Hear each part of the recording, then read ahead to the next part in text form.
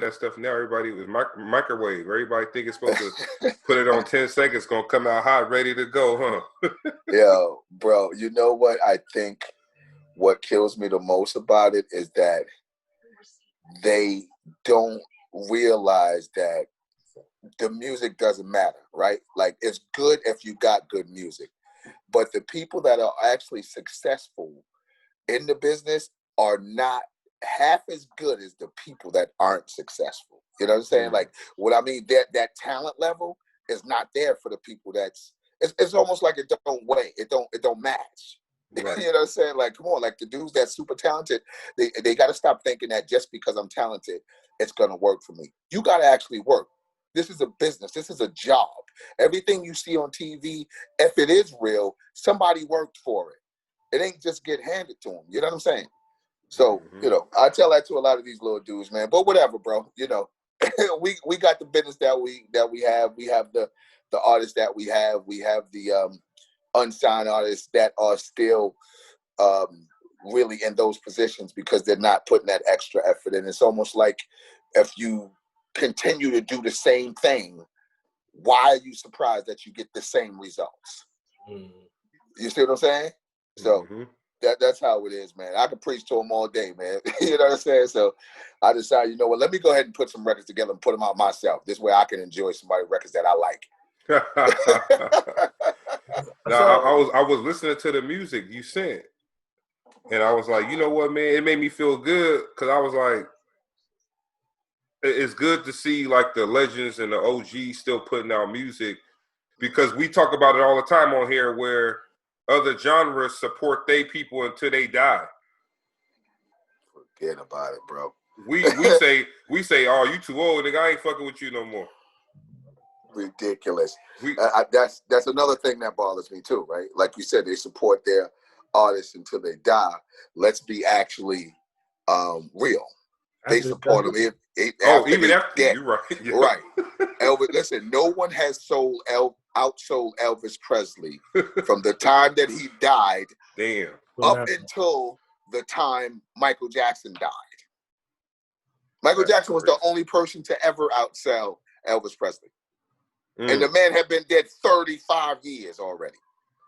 He's still number one. You know what I'm saying? So that would never happen. Right? MJ family member. Yep. It's crazy though, bro, because it's like it's just, I mean, I don't think it's the music though that have our people thinking like that. It's just our train of thought anyway. You know what I'm saying? Like with everything, with basketball, with boxing, with, you know, with anything that we do, even on the block, sadly, right? You know what I'm saying? Like everything, it's like once you get too old, you're out of here, bro. Yeah, it's kind of like, I don't know if y'all remember they talking about that Willie Lynch paper when they did like old against young, dark skinned against light skinned. They had all these ways to separate black people, and we put into everything we do now. Right. That's kind of how they do it, and it's. At this point, we can't blame it on nobody else because we all smart enough to figure out how to maneuver on the internet, how to work these iPhones, and how to get money on whatever level we can. How come we can't figure that out? You know what I'm saying? Like, we can't blame it on nobody else that we're still brainwashed. You know what I mean? So look how you look at, when you look on the internet, and he's like, you understand how many people on the internet have a problem with the way that myself or 50 Cent or Jay-Z put a record out, or what video we do? It's like everybody's a record company exec. You know what I'm saying? Like, you're that smart. You figured all of that out, right? How do you know all of this? You know what I'm saying? You don't do it. I'm talking about they will actually like beat the artist down. Like, yo, if he would have did this, dropped this over here, took care of the business with that, dude, you don't know my business. You don't know. You know what I'm saying? Like, take it easy. You know what I'm saying? But if we think we can figure all that out, how come we can't figure out how to keep our culture rolling and not, you know, push the elders in the business aside? You know what I'm saying? How come we can't do that? How come when we go to an M.O.P concert, it's not the same fan base that's in Lil Wayne's concert? But if you go to a Billy Joel concert, there are generations of the family at the concert. Facts. You know what I'm saying? Yeah, it's weird, bro. But I mean, I guess we're used to it. You know what I'm saying? Yeah, I was gonna ask you. I saw an interview you did a while back. You was talking about how you want violence in hip hop to stop. It seemed like that was a little while ago. So past couple of weeks, it done escalated. Even Boosie got shot a little while ago. So how you feel about it right now, current state of hip hop and violence in hip hop? You know what, bro? I gotta be honest. It's not in hip hop because the artist ain't shooting the artist. You know what I'm saying? It's not hip hop. It's just the mindset of people in some places that you go to. You know how it is in our urban communities, bro. Why it's like that, we could say we don't know, but most of us live through the middle of that too. You know what I'm saying? Like people are just in that headspace where you go, and when these artists move to places, go to places, like the same way the tough dudes in your hood, there's tough dudes in that hood, and people are looking at you like Franks and hamburgers, homeboy. Let's be honest. You know what I'm saying? Let's just be honest. You know what I'm saying? So, it's not the violence in hip hop. And what I said when I had this interview, what I said was, I am tired of the violence in hip hop. I'm a grown man from what we call the bottom, Brownsville, Brooklyn. When I say the bottom, I mean all the urban communities. That's the poverty-stricken communities. So I'm from the bottom. So I understand when there's a problem with somebody, you deal with it however you deal with it. Mm-hmm. The problem is the girl that just came to town last week to spend the summer with her family is in the club with her cousin, and somebody, not even the artist, but not even his man, but his man's cousin that they brought with him, that got a banger on him, stopped firing and hit the little girl that only came to dance that night. Right.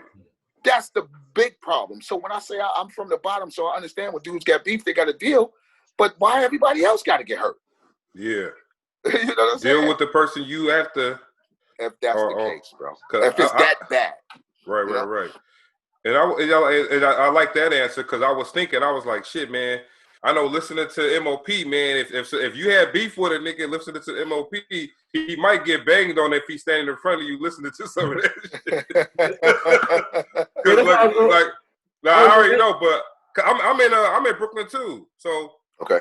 I know where you at, but I'm in they changed the name though. They call it Prospect Lefferts Gardens. Are you talking about Fort Greene or something? But it's East Flatbush.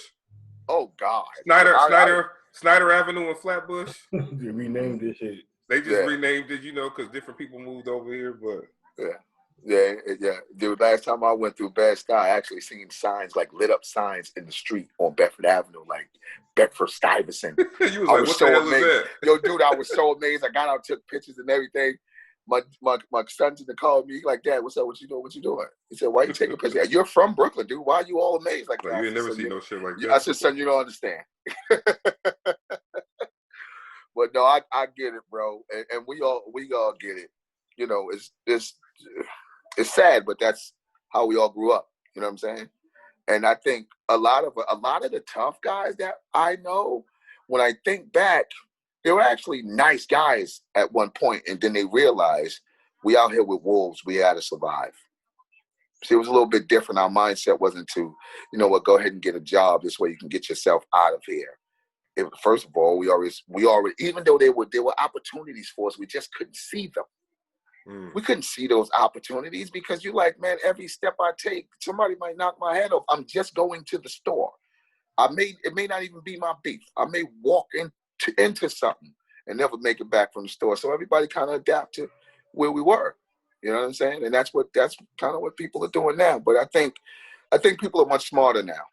You know what I'm saying? People are much smarter. We realize that some being or something was trying to hold us back and keep us down in the bottom, or at least mentally. You know what I'm saying? So I think we're all growing. Like, I even see my son, like, he's growing now. And my friends that I was on the block with, like, they're grown men now, but they're growing. It took them a little time, but they're getting it. So I'm happy about that, brother. Your son's rapping too, right? Yeah. I saw a video. Yeah, I saw a video. What'd you think of the video, brother? It was cool. I ain't digging it all the way. I'll check it out. Okay. Again. Yeah. Okay, yeah. Check it out. It's something personal that he was going through at the moment. I thought it was a touching record. He thought it was, and what's more important, I thought that it was put together well. It was recorded well. It was thought out. It's a good record. So that's why I kind of put it out for him or with him and kind of moved it around. And it's called On My Own. When you get a chance, again, bro, check it out. Yeah, that's what we like. What we trying to do with our brand. We got the OGs because we had like Sugar T on a little while ago. We had what else we had? Period. We had a lot more people. We had some we had alcoholics. Lords of the Underground. So we try to get the older generation, but then the newer generation, because we kind of want y'all to pass the game to the newer generation. So just what you feel about the new, you was kind of talking about it earlier, but just how you feel about the new state of hip hop and the newer generation. Love it. Just to be honest, right? I mean, the thought of somebody a young man at 17 or 20 years old finding a way to take care of himself and his family without doing illegal things or having run-ins with the police or selling illegal things. You know what I mean? I love it, man. I have this conversation. I always kind of bring up Soulja Boy because that's kind of one of the younger cats, or with that sound that I know a little more about. I know it's like dudes are coming out every day, but at 16 years old, this kid sat in front of his computer and figured out a way to better his life and put his family in a good position. So whether I like the music or not, and I'm more than likely I don't, but it don't matter to me. I care about my people growing, especially from this thing of ours that was created from our bigger brothers and sisters, like, you know what I mean, from our community. And these kids are out here making money now. I never have to listen to the music at all. Everything that comes out, bro, I will buy it. Right. One of my little brothers put something out, I'm buying it because I'm going to help you get to that house in that nice neighborhood that's a little safer for you and your family. You know what I mean? So that's how I feel about it. The music side of it, I like it too because, there was a time when we started listening to music and our parents were going like, what the hell is that? Yeah. So it's kind of the same cycle, bro. You know what I'm saying? Like we hear something, we like, I don't know what the hell they're talking about. You know what I'm saying? So it's the same thing. And then I was thinking about this today, how I think the only thing that's really bothering me about it is that I'm tired of hearing everybody rap the same way, the same flow. You know what I'm saying? That's what kind of bothers me about it. But the fact that we making money from something that we created, bro, I'm talking about big money, man. You know what I'm saying? Like, this is beautiful. Like, look, dude, we got this thing of ours had, it put one of ours in the position to have one of the biggest television shows on TV. That's Power with 50, right? And it got one of ours sitting in a room with the heads of the NFL. That's Jay-Z, right? Mm-hmm. One of ours actually sold a pair of headphones for $1 billion, bro, with Dr. Dre. And this all came from hip hop, brother. You know what I'm saying? Like, we got little dudes, like, I don't know, 21 this one and Lil that one and this one. They all got nice cars and nice homes and, they can take care of their families, man. I'm loving this hip hop, bro. Let it grow. You let it keep growing. It shouldn't have been bound to one sound. If it had been, it would have stayed on Sedgwick, and everything that we know about it would not be right now. You guys probably wouldn't even have a show. Like, how, you know what I'm saying? Like, hip hop, this did this for everybody, man. So I'm happy about the way it's going right now, brother. Yeah, we say that it's multiple lanes now. It's multiple lanes that get paid now. Shit, you could be an emo rapper, nerd rapper, backpack rapper, food rapper, comedy, maybe whatever you want right now. About video games. Rap about video games. Yeah, all that. Anything, bro. I would say, I know you did the Nipsey. How did you feel about Nipsey's death? You know what, bro? I wrote a record, and I did a record with my favorite R&B group on the planet, Force MDs, right? Okay. Legends. Mm-hmm. Yeah, they just came out with a new song. Yeah, dude, they only had hit records, by the way. For anybody that's listening, the Force MDs only had hit records, bro.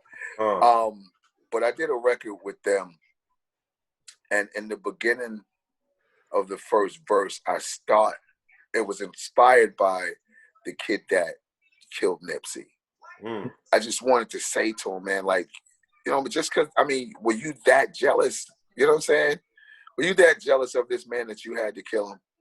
Just because we all was paying attention to him don't mean that you wasn't a man too, that we didn't care about you too. You know what I'm saying? So now I had never met Nipsey years ago before he got popular. My boy from out in Cali, he used to be like, yo, you need to do a record with this kid Nipsey Hussle. I hadn't even heard of him then. You need to do a record with Nipsey Hussle. I'm gonna hook it up. You know, me running and my schedule was a little crazy, so it never got to happen. But maybe 2 or 3 months before, maybe about 6 months before his you know, he was before this, you know, this tragic situation. I heard him on a record the very first time. I heard him on a record with Jadakiss, and he so destroyed it, man. I mean, destroyed it. And then that's when I like kind of jumped right on the not the bandwagon, but that's when I jumped right on the, you know, I was campaigning for Nipsey. And then my nephew used to hang out with him every time he come to New York, down in Brooklyn. So my nephew would always, yo, Nipsey coming, Nipsey coming. I never got a chance to hook up with him. But yeah, and then when this happened to him, like I couldn't believe it. I didn't know the brother personally, but I knew him. You know what I'm saying? I know his kind. I know his type. So I felt really bad about that. And just like, you know, everybody else in the hip hop community, like we feel bad because somebody that was heading for greatness has been taken away. Sadly, you know what I mean? So, you know, rest in peace to Nipsey Hussle, man. I actually, I put a big, I got 2 pictures of you. Yeah, so I'm doing some stuff where I put out like these freestyles or whatever, acapella freestyles. And one of them, I just stand right in front of a picture of Nipsey that I put in my studio just to remind me of the passion that this kid had and to keep me, you know, it helps me through my day. So, you know, rest in peace to that brother and much blessings and all condolences to his family. I hope everybody's, you know, it's going to be a rough ride, but I hope everybody's holding on. I said, I'm pretty sure, like, even like, you know, one of his concepts was the marathon. I mean, that's pretty much the same thing about your career, M.O.P. For a minute. So that's right. What's keeping you know, what's motivating you to keep at it and keep doing it? Dude, I don't know what happened, bro. I got like this newfound energy, right? Like I can always feed off of Fame's energy, Lays, Fox, Tef, Flip. And that's always going to be there. And that's what kept us going this whole time. But what kept me going. But in the last maybe 3 years, bro, I just got this newfound energy. It's crazy because I want to say 2016, by the end of the year, around this time of 2016, I looked back and I was like, man, you know, at what I did, dude, I recorded 4 songs in the whole year. And I'm going, now how am I calling myself a rapper if I recorded 4 songs in the whole year? It just doesn't make sense. I was in a rut. I couldn't get my legs up under me to go. So my lady sent me to the store one day and I drove clean past the store. Didn't realize it until I was about maybe 2-3 blocks past the store.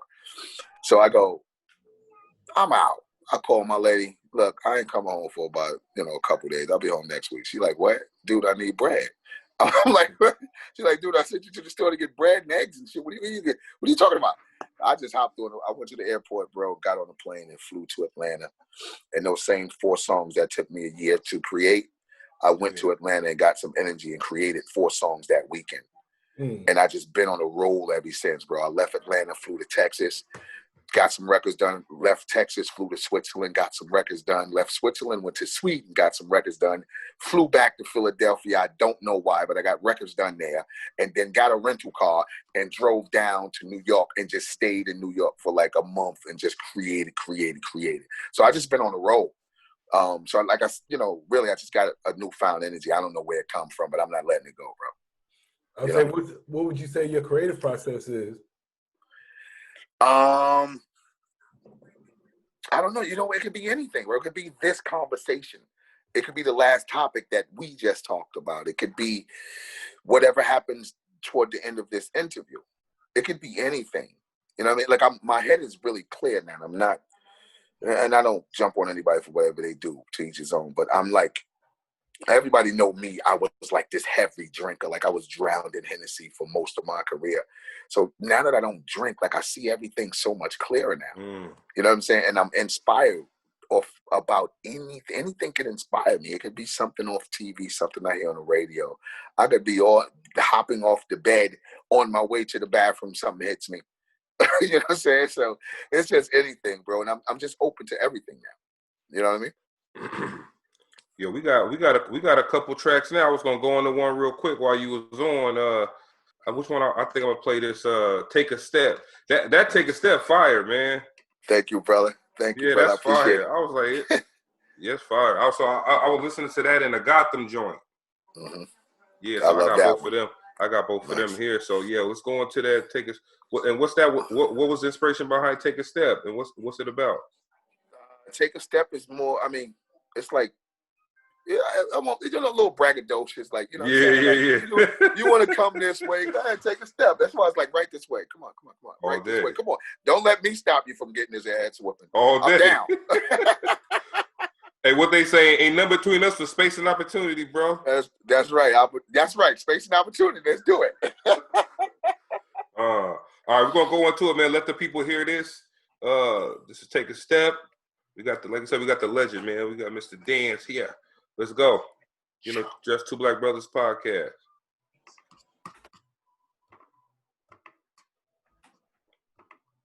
All right. M.O.P is definitely about it, you know.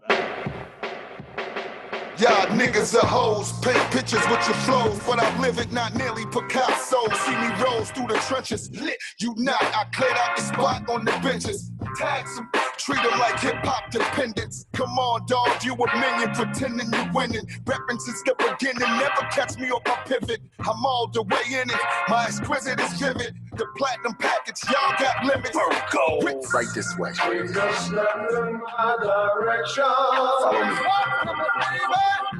Yeah. Nah, man, you know what I say I always tell Poe and all the guests, some rappers just got the sound, man. Like, yeah. It's just, it's like whatever they put out just be sounding hard. Like, I'm like that with Jeezy. I'm like that with Rick Ross. Your voice is like, all right, man, that's just, you're like, you know who that is. You already know, like, you know how you got the crew joints. And you be like, damn, what's the name verse at? You already know when your verse come on. Or you already know when a Rick Ross verse gonna come on because just the way they sound. Right. Like I be having trouble on like the I used to have trouble on the Wu-Tang songs. I'd be like, damn, which one RZA? Damn, which one? You having to make sure you got at the right point because we had ran a little we did our own little versus thing over the summer. Okay.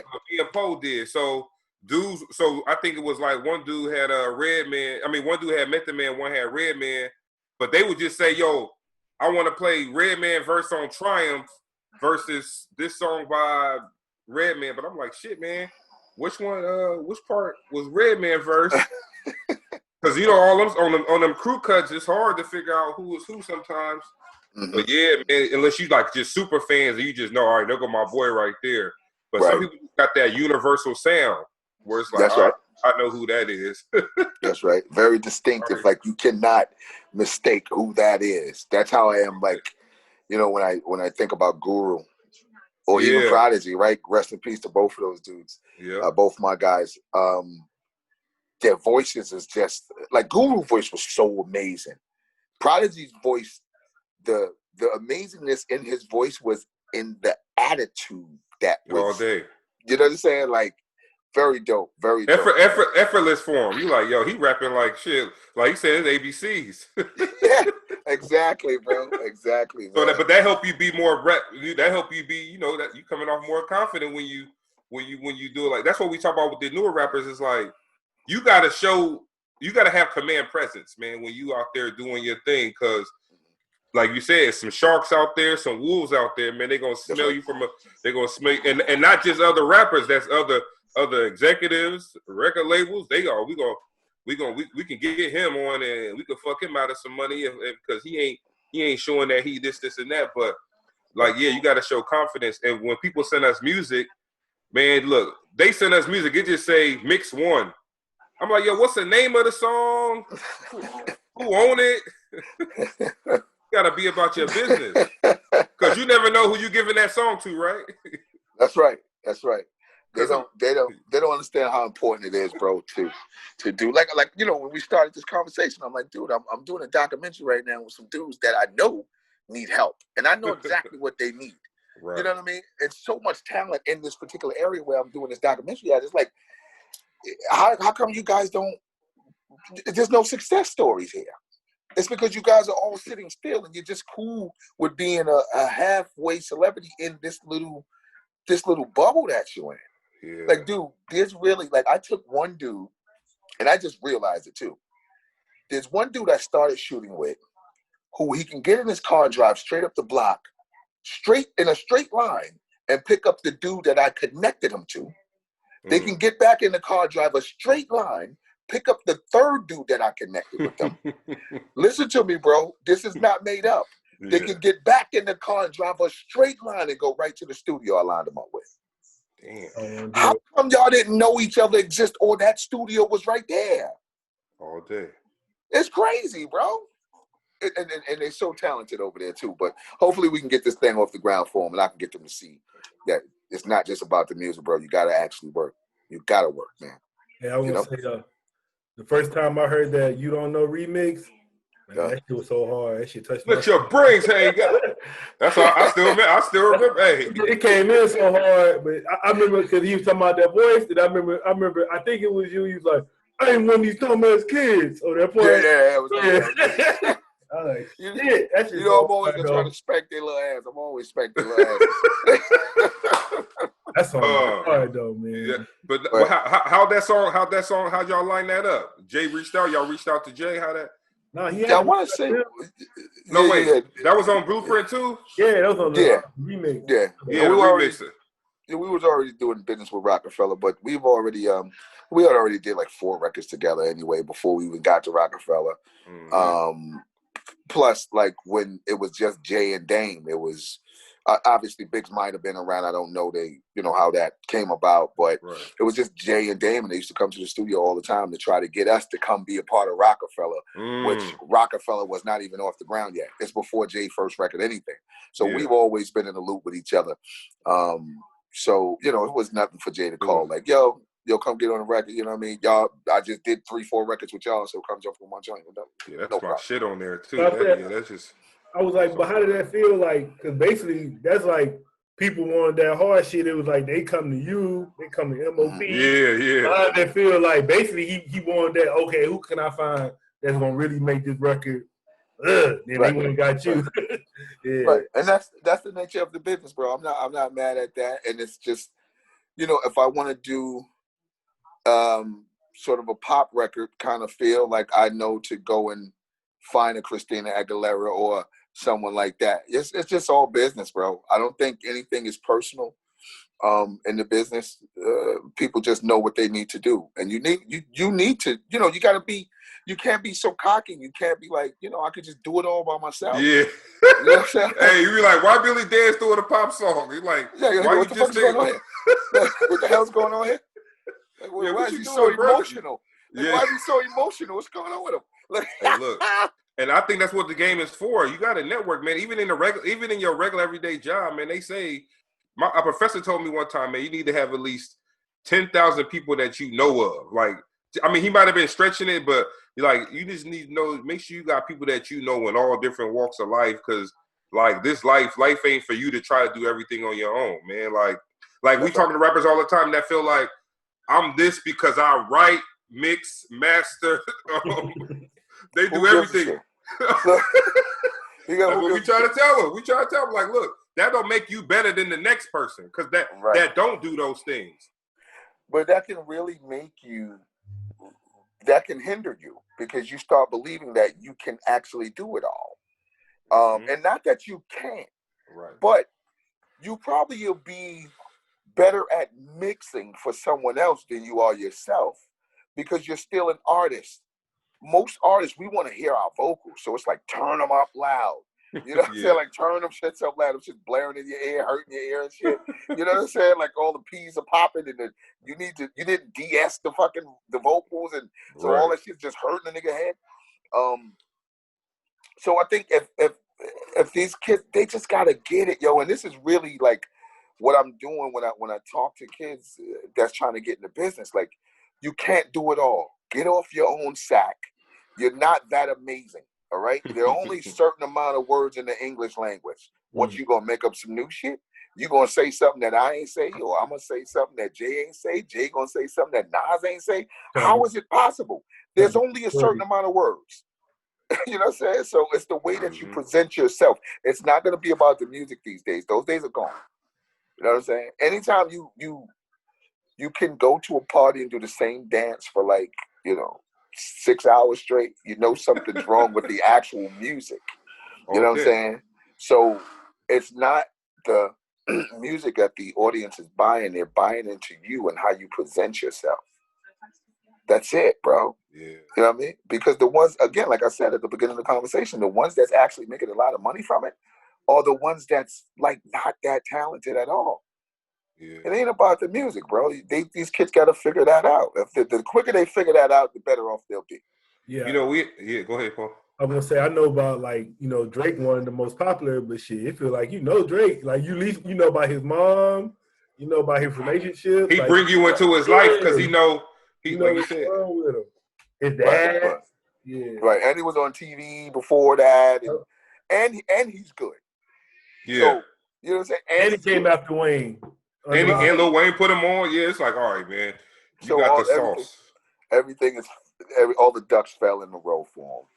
Yeah, when you was talking about the talent thing, we talked about this same thing with J Hood, man. It was like we already know just by listening to what the stuff you put out that it ain't about the talent in the game. Right. Like, and not to speak specifically on his thing, but like you got to also know who know you in a way. It's like, let's say you fell out with Jay, and you needed, and you kind of needed him to help you out. You already know your career gonna be on some type of like life support until you figure out a way to make amends with that person. So we kind of think that's what happened with him, because it's like, shit, man. If you beefing with these dudes who basically got you by the balls as far as it's like that means that right there the talent ain't what's stopping you. It's not. It's some side shit that's going on where it's like it's a million rappers that get blackballed. That shit ain't nothing new. That shit bro. True. and look, when people talk about it, it's like, okay, here come the crazy person again. You know what I'm saying? like it's not really a fact that the major record companies have relationships with your daytime radio or your mainstream radio, right? So you put your record out up against someone that's signed to the major, put their record out. The reason why they don't play your record on the station is because it's because they don't like you or they don't like your record. It's because the major have been feeding these people money for 40, 50 years. So they're gonna put their artists into the playlist. Is that payola? No problem. No, it's not even payola. Like, it's just how it goes. So to speak. It's so to speak, but it ain't technically it ain't the right word. It's just that we got a relationship with you. So if you send me a record, I'm gonna automatically play that for you because of the relationship that we have. Exactly, bro. Exactly. That's just how it is. But now on the flip side, if I got a song I want to put out, but this other label who is with these people with another label, they could possibly stop my record from being played by talking to the radio stations. Yeah, I actually I'll talk about this a little bit. I had J.O. Felony. He was saying the same thing happened to him because you remember that was my guy. Yeah, he was beefing with Jay, and he had that beef record that. It was tight. The song is tight, but they took that shit down. That shit didn't get no play. They said it might not have been Jay calling, but somebody was like, "Yo, get this shit down." It was down. So well, that's happened to a lot of artists, and from all different cities. Mhm. If you're not a part of something that's already moving, you know what I'm saying? Like it's like, and I mean, it's a true story, right? Like remember, 50 was beefing with Ja Rule. Him and Jada kind of had a problem. Him and Fat Joe had a problem. Mhm. But him and Jada was signed to Interscope. They were Right. under that whole Interscope situation, right? Yeah. Mhm. When Fifth Shit was moving, we didn't get a Jada's record for years, and nobody really realized it. Yeah. Oh yeah. You know Now, what? That's true. right, that could be Jimmy Iovine going, I can't fuck this money up. You know what I'm saying? Yeah. Or it could be somebody, and maybe not him necessarily himself, but maybe somebody in the Somebody who got marketing some pull. Yeah. Like, like, yo, we gotta. nah, look, 50 just sold 18 million records in comparison to Jada's 2 million every time he dropped. Let's just do the numbers here. You know what I'm saying? So we gotta, but it's just a real thing. And I'm not saying that's what happened, but when you think about it, it makes a lot of sense. But you know what? Because Jada Kiss is my guy, like the LOX are my dude. Yeah, he fired. Top five. Jada Kiss is the people champ. All day. You can't hold this motherfucker back. And he looks like Jada Kiss from 97 or something. Yeah, he still right? look He the looks same. like a fucking child, yo. Now he grew hair back. I'm like, this nigga grew his hair back. Now he got waves and shit. I'm like, oh, hell no. Yeah, Jada been holding out. Jada been holding out with the hair, man. One of the most incredible rappers ever in hip hop history. Never had a fucking like a weak verse. Definitely never a whack verse, but not even a weak verse to me. Yeah. You know what I'm saying? I love him. I love the LOX, and that fucking Sheik Luch is like that's a monster. Oh my God, that motherfucker there, yo. And I've seen it. I mean, it's all from the beginning. I've seen it, but we listen different when we got younger ears, right? All day. We listen different, and all day. The inspiration I was getting from Sheik was, fuck, why didn't I think of that line? Like, you know what I'm saying? Like, fuck, I wish I'd have said that. So, but I still couldn't get everything from him. It was I forget what it was, and I forget where I was, but I heard a verse from Sheik Luch, and it popped in my head right there. This is a bad motherfucker. Like most niggas was just a bad motherfucker. Sheik Luch is a bad motherfucker. A rap. He rap like an enforcer. You like shit, man. You better not fuck with Sheik, man. I think y'all need to go and do like a album together and shit. Yeah, that would be hot. Let me tell you something, boy. bro. Look, on the low, right? Sheik, I sent Sheik a beat maybe about a year ago. It's all my fault, right? Maybe about a year or two ago, right? This nigga sent me back a verse so fire, dog. I didn't know what to write to the shit. I swear to God, I didn't know what to write to the shit, yo. Oh, he's like, I'm like, motherfucker. Look, and the producer just hit me about 3 weeks ago. Yo, what happened to that joint? I didn't even answer. I'm like, leave me alone, nigga. I gotta mentally sweep that one under the table. He destroyed this shit, yo. He destroyed, and y'all the only person I'm ever telling this to. So when I say people listening, yeah. No, but I'm telling y'all. Yeah, facts. Yo, Sheik destroyed it, man. And I got a joint too with I did a joint called Chasing Papers with Styles P and Havoc on it. Which, like, even though the joint is just amazing, to me it's just the fact, like, I got two of my favorites on one record. So of course I hear I'm going nuts over the record, but it's still in my head. I'm like, holy shit, I got Havoc and Styles on a record, and they did it for me. And they like, so I mean, I'm not really one of those chase the feature kind of dude, and I only want to do features with people that I like as people. Havoc is my guy, you know what I mean? Styles is my guy. Styles, the whole LOX team, like they've always been the same way with me from the time that we met. You see, I mean, everybody, we all online right now. You see, Fame is everywhere with them. Like, you know what I'm saying? Like, Fame and Tef, and because I'm not in the cities that much, so I don't get to hang out that much. But it's almost like we're the same caliber of dudes, or the same kind of dudes. Like, we are from Yonkers, they are from Brownsville.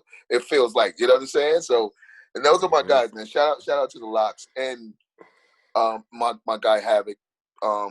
who even on this new release, the listening session, I have a joint with Havoc called One to Grow On, which might be my favorite record. My favorite record on the whole joint. You know what I'm saying? So shout out to Hav for coming through for me on that joint. Yeah, we were just talking about that. Go ahead, Paul. I'll ask you, did you ever work with Sean Price? You know what? I worked with him. We did not directly, but that's my guy. God bless him. He was my guy, but I didn't work with him directly, and I'm definitely not happy about that. But we did a joint called "Where You From." It's a Brooklyn joint, and it was produced by M. Phases from great producer from Australia. I don't know if you guys know him, but animal, always been.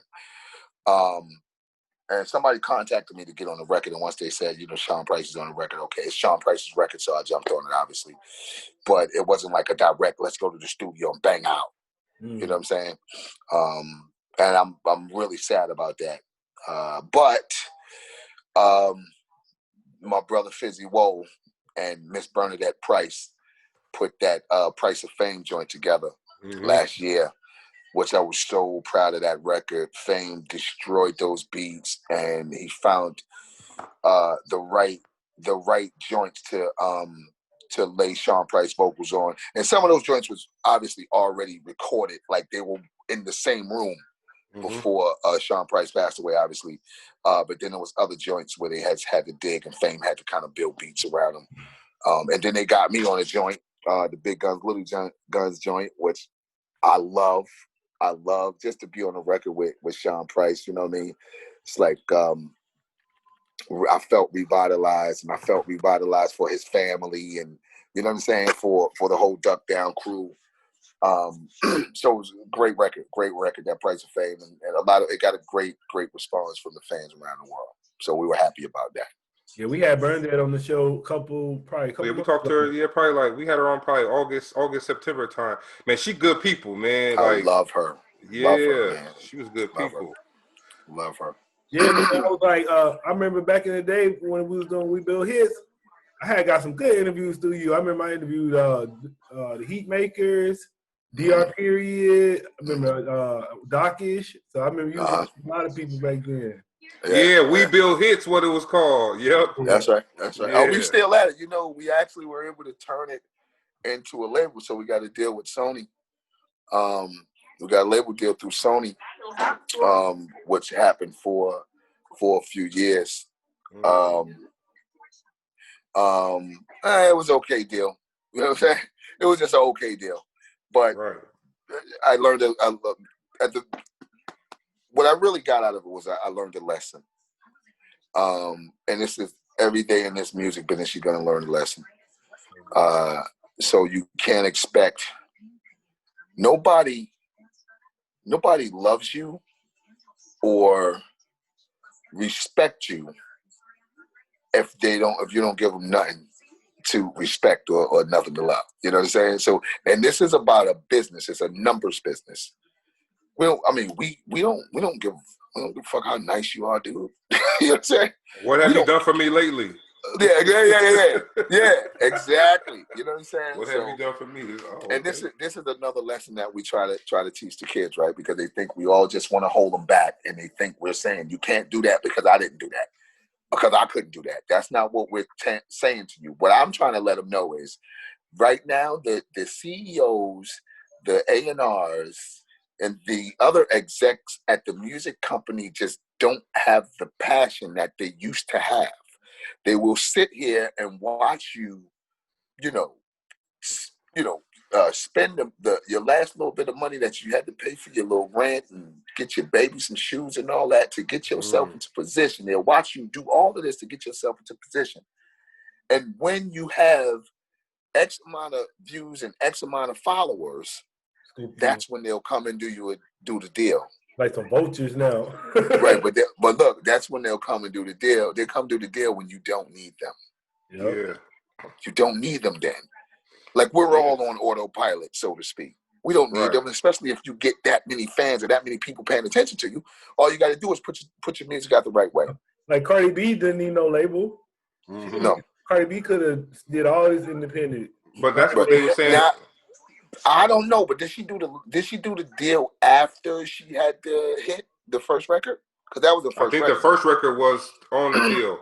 That was on the you talking about the what's that? That cart? No, the red bottoms with the Louboutin shoes. Yeah, Bodak Yellow. Bodak Yellow. Yeah, she was already signed when that came out, I believe.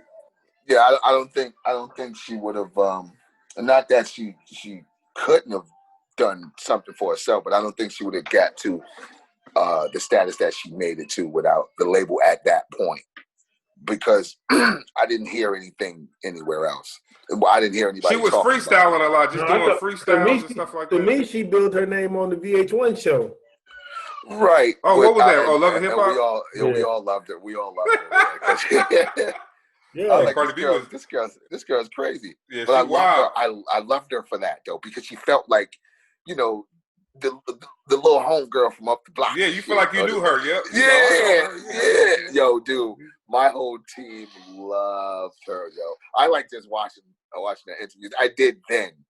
I think I still do now, but I really liked her. It was better then. You know, something. It was pure. Some things, yeah, like some things should have an end date on it. Like, don't be mad that you got to end it. Maybe just rebrand it and do something different, because some things you keep them going. Like those, like the ending, the last season of Martin wasn't as good as the first 2-3 seasons or whatever. But also they had it was also issues. But I think certain things you probably got to just put that end date on it and end it while it's good. But I thought Power was gonna be like that. But I actually like the new Power. You know what? I'm trying to get into it, but it's not bad. It's not bad. It's not like when Ghost was there. No, because I'm into filming now, and I'm more just focused on how the film look, how the shot is, how the actors are. So I'm real crucial about it. You know what I'm saying? Like, you nitpicking it? Yeah, I would literally rewind one little scene to see how someone said something. If they said it right, was their facial expressions right? Did they move their hands right? I'm a weirdo, bro. So I'm sitting here trying to find everything. But I think it's good. I don't think it's bad at all. Yeah, I said okay. I was surprised. Everybody was going like, "Yo, Ghost ain't on it. We ain't watching it." But Mary J. Blige is good on there. Shout out Mary J. Blige. Yes, shout out Mary J. Just because she's Mary J. Facts. And she is doing good. So I'm definitely being crucial to her performance on the show too. Oh yeah. Just because she's Mary J, right? She's a legend. I'm like, oh sis, please kill this. Please. Yeah, she doing all right on there. Please, yep. Good show. So, is Ghost dead? Cause I don't watch TV like that. Man, I don't know, man. Yeah, Ghost got one slammed in his chest, champ. Okay. His son killed him. But somebody came out and said he ain't dead. I don't know. I said, man, y'all playing with us. If he show up, I'm not watching the show. Now I know I'm just one person. I'm not gonna hurt the ratings. I'm not gonna hurt the ratings. But if he show up, I'm out of here, bro. It's a wrap, right? You're like, come on, man. Y'all did all of that. Y'all did the funeral. Y'all read the will out. Y'all did all this stuff. Y'all gonna bring Ghost back. Y'all can't bring him back from that. But we never seen him in the coffin. Never seen the body, huh? Machiavelli. Shout out to his name is Ghost. Hey, look at you. Hey, we can write the show. Look, we can write our own show. And 50's a weirdo like that. He would pull some shit like that. So 50 might bring himself back. You're right. Man, Kanan ain't dead. Oh, nigga, y'all playing. Yo, but you know what's crazy? I loved Kanan on this show too. Nah, Kanan was real animal. Yo, dude, it was one scene where he was in jail. He was sitting on the bed with his back on the wall. I forget what he said, dude. I might have rewind that shit like 20 times. I'm like, yo, this nigga's dope. This nigga's dope. I rode with him for a long time while he was actually doing the first movie too. So it was just to sit there and talk to him and watch him turn into not another person, but because acting is hard. This is why I never did it myself. I've had so many scripts, bro. I just go,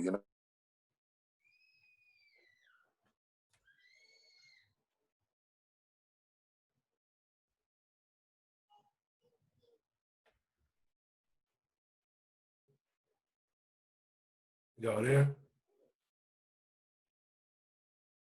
Yo. Period.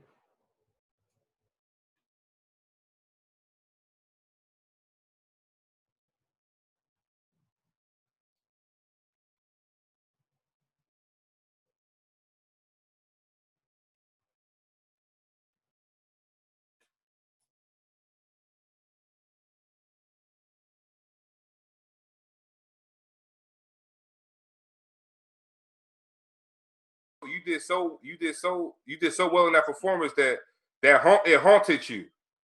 Yeah, they say sometimes people get stuck in their roles. Especially when it's really serious. Sometimes they take it really serious. I heard this about a couple of actors, but everybody's doing what they got to do, right? I hope most people get to come out of some of them roles, especially with them weird ass roles, right?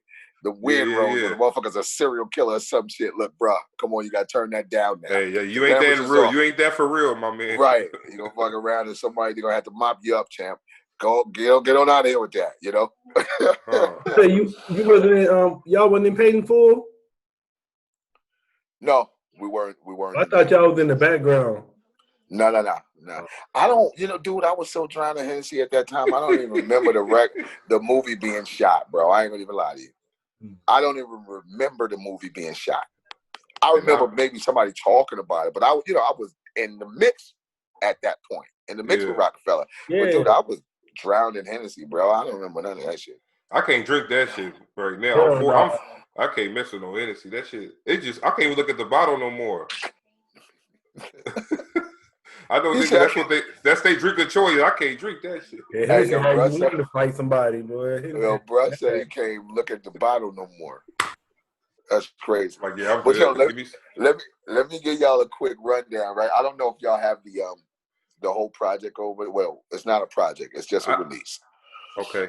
I don't know if y'all have the whole release over there, but so on that, the Take a Step joint you just played, like DJ Premier is actually featured on the record. Like he literally went to the studio to do just the little parts that he did.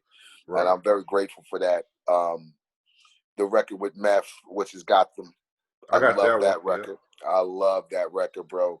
M.O.P is like a hip hop superhero. It was only right for me to get him on that record, and he bodied it. The One to Grow On joint with Havoc. I'm really excited about that because of the feel of that record, and I just I felt like I wanted somebody that I have a certain connection with to help me out on this record for the assist. Man, I got a joint with Daz Dillinger from Dog Pound. So happy about that joint, that West Coast feel to it. Daz went in and did that LBC thing on there, you know what I'm saying? Of course, I got a joint with Fame. And I got that time. That's right. Yeah, that's right. And I got a joint with Core Mega. Man, the record with Mega. I'm really. I think Fame is more excited about that record than any other record on the album. Yeah. Because and Core Mega gave me vintage Core Mega. You know what I'm saying? So I'm really really happy about that record, man. But and people are receiving it well. I'm really grateful about that. It's on all streaming platforms, all download services, anywhere you can get it. We did a video for the opening track, which is called "Don't Believe You." So that's out, moving around, wherever you can find it, at YouTube, everything else, and it's doing real good, bro. Like, and I'm getting calls from people that I hadn't heard from in a while, and they talking to me about this record. Like, not on no. Just to congratulate me and give their thoughts. And their thoughts are, dude, it's like you are, I don't think I've ever heard you this focused before. Or, dude, this is an amazing body of work. And then I'm getting, I know when to read through the bullshit. You know what I'm saying? But what I'm getting from these people, their genuine feelings and their genuine reactions to the records. So I'm happy about that. And that's what fuels me to go to the next joint. So I'm already in the studio now, and I got about 5 joints done, and I'll be completing the next release. Shit, I might have that done by the end of November or early, like mid-December latest. You know what I'm saying? So I'm working, bro. I'm enjoying this feeling. I'm loving it. Yeah, we're gonna support it and push it on our platforms. We appreciate you. OG coming to give us some game. Thank you, brother. I appreciate you, man. Thank you guys for having me, man. Like, I'm always around too, you know what I mean? So we could link on some other things. If there's other things that we could possibly do together, I'm here. All day. And I'm always willing to work and help out. And should you guys help me out with things as well, you know what I'm saying? So It's a learning every day. Every day you learn something, man, about life and in this music industry. You need to have your allies, and you need to do good, clean business and be honest with people and help people get to another space. Not for your own good, but for their own good. And they'll make sure they look out for you later on the back end. You know what I'm saying? Oh, So that's where I'm at with it, brother. All right, my man. I think I just followed you on IG. It had two of them, but I followed the one with the blue check because I figured that's the official one. That ain't me. It ain't? The blue check one ain't you? That ain't me. Somebody hustled me, man, out of that. Damn, they trying to make you pay for it or something? Yeah, of course. Man, so I thought it's Billy Danze M.O.P on IG. Oh, I see it. I just followed that one. I'm gonna follow the other one then. Oh, they try to get you. Yeah, you see, it's like I think like a few pictures up there, all the same pictures or something like that or something. Oh, they got a blue check on it too. That's crazy. Look, they got it verified, but it ain't his. Oh, they try to play you. Yeah. Now, It's one of my one of the guys that I was working with on something had put it up, and then we kind of lost contact. So, and the password I changed it. And then I can't remember that, so it's like, damn, okay, just make a new one, right? yeah, just make a new one, man. The other one doing numbers anyway. You all right? Yeah. You know what? I actually just did it because people asked me to do it. You know what I'm saying? I'm never just following trends just because, like, you know what I'm saying? Right. Like, I think I like the Bugatti, but the truth is, like, my big ass can't even fit in it. So what? Hey, talk. I'm cool. Preach. I'm cool. I'm cool in the Cadillac, and the Cadillac costs $98,000. So I'm good money. You know what I'm saying? So you know what I'm saying? And I didn't buy that one because I couldn't afford it. Yeah, 96,000. That's a lot for a caddy. I know that caddy. I know it's fire though. No, but all right, my man. All right, sir. Yes, thank you, bro. I appreciate you guys, man. All right, salute. No doubt. All right, family. Nice talking to you again. Salute. All right, Poe, stay up. Yeah. Peace.